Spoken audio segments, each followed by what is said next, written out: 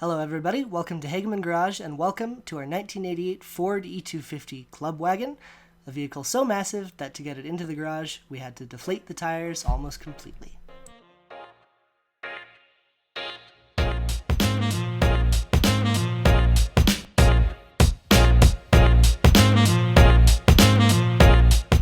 In this video, we're going to start the process of removing all of the power steering equipment from this van, which means power steering pump, the steering gear, all of the arms, pitman arm, as well as all of the power steering fluid lines.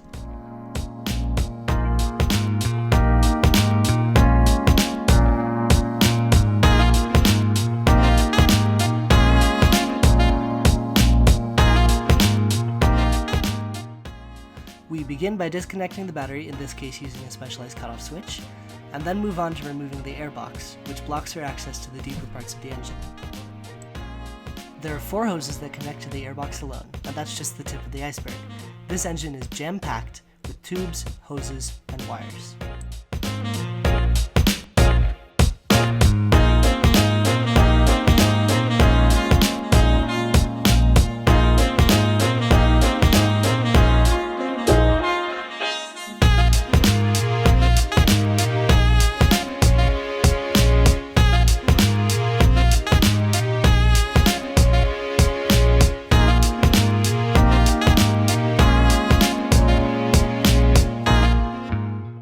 Although the airbox itself is fairly dirty, the air filter is clean.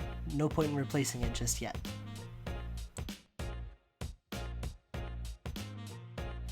The engine is buried somewhere underneath that massive tubing. However, because of the incredibly confined spaces, even routine maintenance jobs like replacing spark plugs are incredibly difficult on this engine.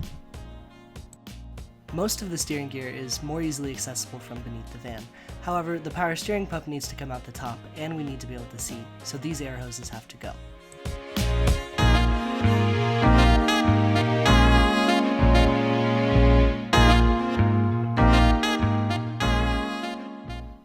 Because of a persistent oil leak, we decide to remove the doghouse engine cover while we have the van inside the garage. Again, it's made difficult by the confined space inside the cabin.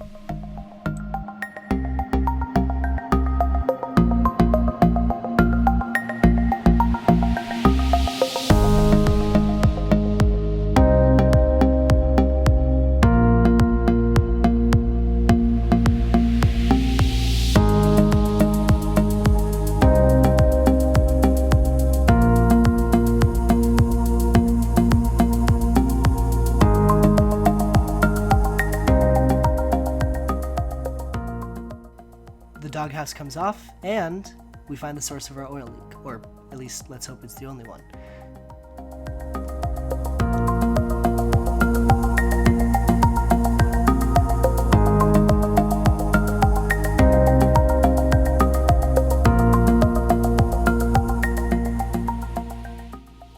Next, we have to tackle the removal of the serpentine belts. This particular model runs 2, and luckily we have replacements. The larger of the 2 serpentine belts has a pulley tensioner that you need to loosen in order to remove the belt.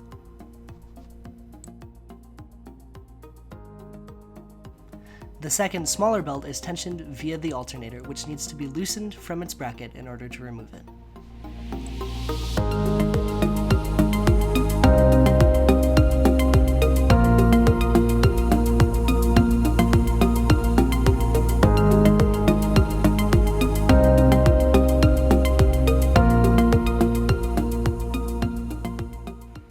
A pinch tube keeps us from moving the alternator as far as it needs to go, so it takes a bit of persistence to finally get the belt off.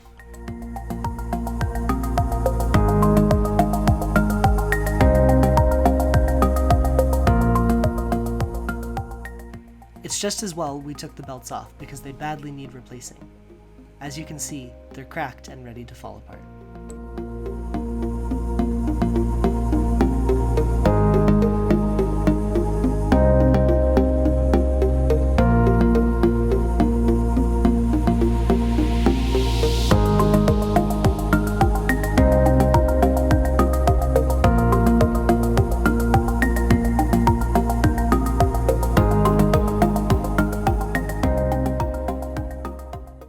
In order to remove the steering arms, the van's wheels have to be off the ground. Here you see us jacking up the van and lowering it back down, and repeating that process several times so that we can place the jack stands in sturdy places.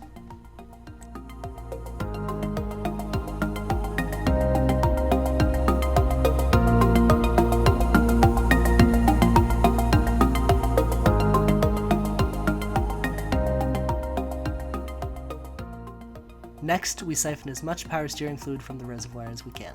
The power steering pump and its pulley are separated by the metal bracket that holds it. You cannot remove the power steering pump without first removing the pulley. However, even this is more difficult than it should be. There's so little space between the pulley and the fan shroud that it's almost impossible to get the pulley puller on. Still, given some time and a lot of cranking away with a wrench, we get the pulley off.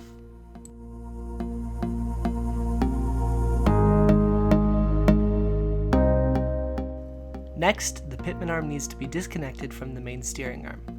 A pin has to be removed to do this, and the crenellated nut it goes through has to be wound back.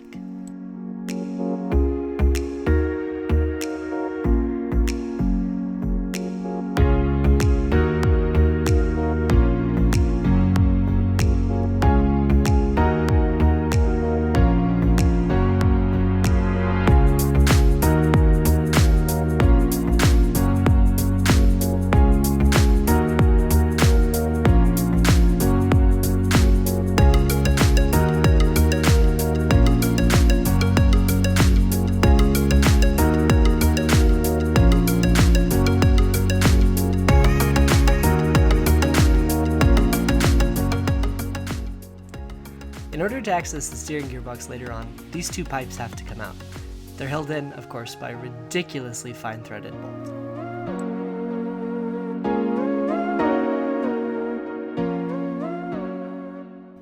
To actually remove the pitman arm, we use a specialized pitman arm puller, which requires some gentle persuasion to fit.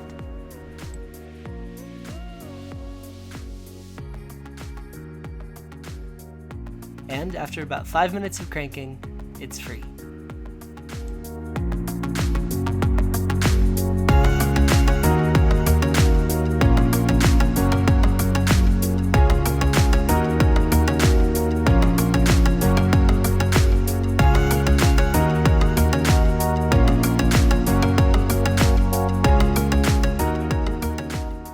Now it's time to remove the lines that run from the steering pump to the steering gearbox and vice versa.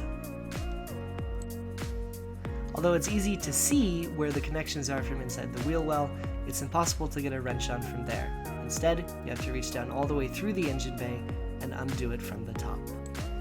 Even though we bled the steering pump, the fluid left inside the gearbox continues to leak out through the rest of the process.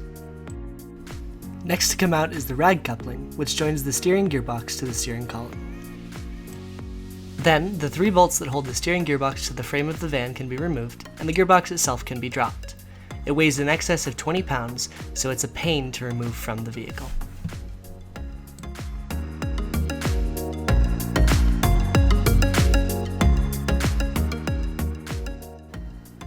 Since we'll be using the original pitman arm, it has to be removed from the original steering gearbox. For obvious reasons, the pitman arm isn't designed to come off easily. However, this one is also stuck on by years and years of filth. With a little bit of WD-40 and a lot of brute force, we do eventually get it off. The original steering arms are in decent condition. However, since we have the parts, we'll be replacing them anyway.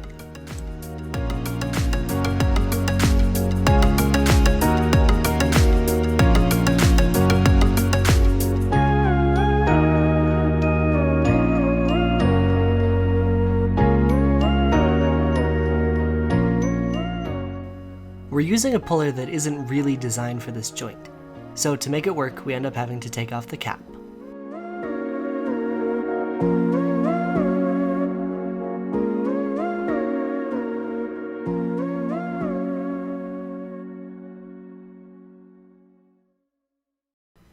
It takes some patience and a bit of gentle persuasion, but eventually we get the puller on, and we manage to get the joint pulled apart.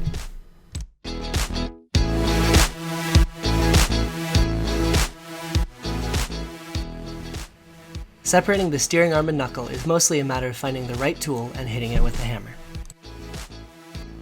Because the engine bay is so tightly packaged, in order to remove the power steering pump, we first had to remove the bolts that hold in the air conditioning compressor and move it several inches back.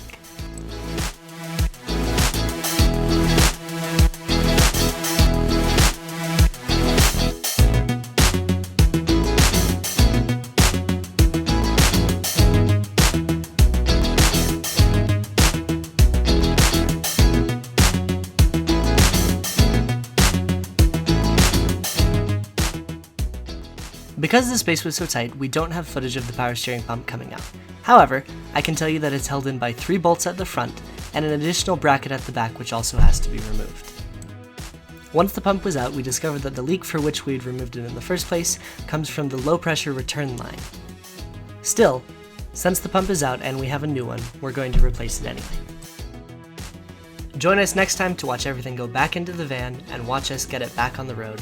Thank you so much for watching.